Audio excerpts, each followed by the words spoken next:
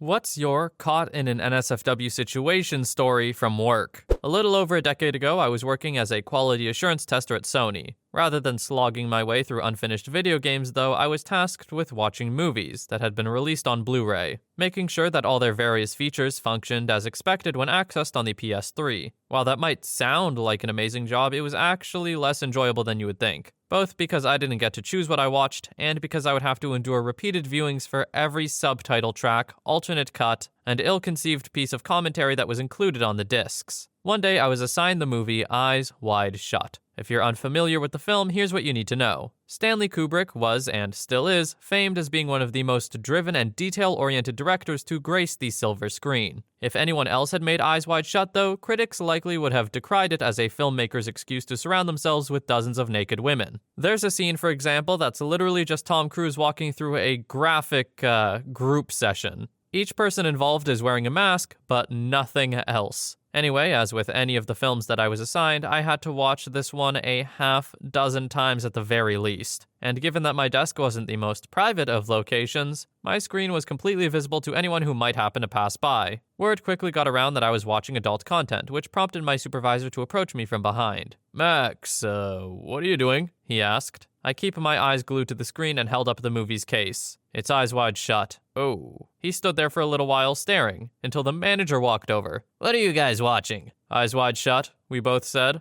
"Oh." Over the course of about 10 minutes, my desk was slowly surrounded by the entire management team, up to and including the department head. When the group scene finally finished, they all glanced around at each other, chuckled, and then hurried off to focus on whatever they'd been neglecting. It was something of a relief for me, and not, as you might be thinking, because I didn't like having my superiors crowd around me, but because I'd been seated with my head at crotch level for the entire showing. Like I said, I kept my eyes glued to the screen.